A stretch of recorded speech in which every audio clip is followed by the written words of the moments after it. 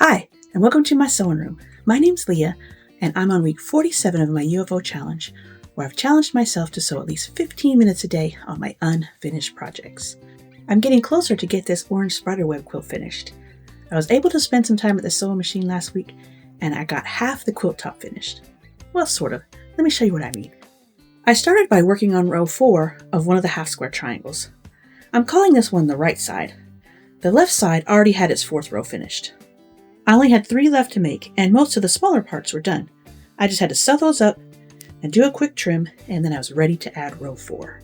Adding row 4 gave me 3 more units almost done. I just needed to add that last row, which is the border row. I still had to piece some of those sections together though. I like working in blocks, so I grouped those last pieces into sections that I could sew into blocks and then sew together. I added the black fabric to the corner units, gave them a good press, and trimmed off the excess black fabric. When I was sewing these sections together, I had a little interference from Boonky. He decided the sewing machine made a good perch.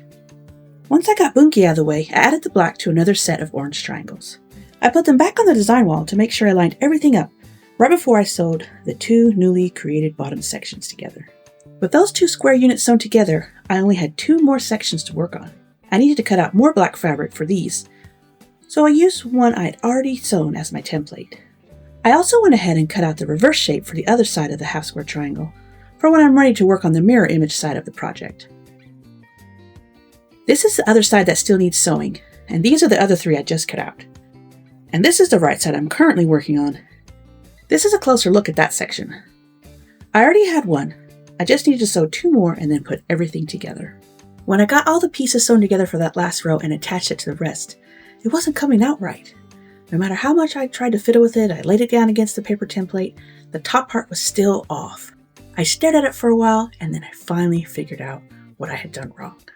When joining those last corner pieces that don't have a lot of space between them, I left a 1/4 of an inch right here. That extra space made everything off.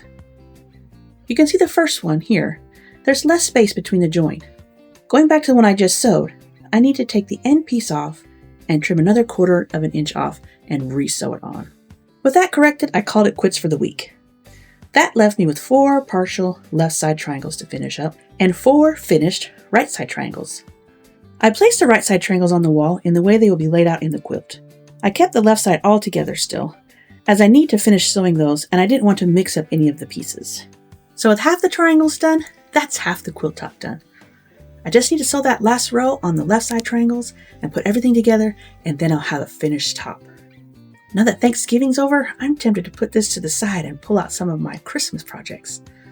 But since this is part of my challenge to finish it all at once, I'll keep on plugging away at it. Plus, it's so close to being done. This is one of the reasons why I have so many UFOs. I get so close to finishing something, but then I get that pull to work on something else. But again, this challenge is going to help me keep me in the groove and help me get this finished. I think the good thing is knowing that I'll still be able to get a sew on some of my holiday projects, yet still have a few minutes on this every day. So slowly but surely, this one will be finished. So what about you? What keeps you on track when shiny new projects beg for your attention? Let me know in the comments below. I'd love to hear your thoughts. And thanks so much for following along, and until next time, happy sewing.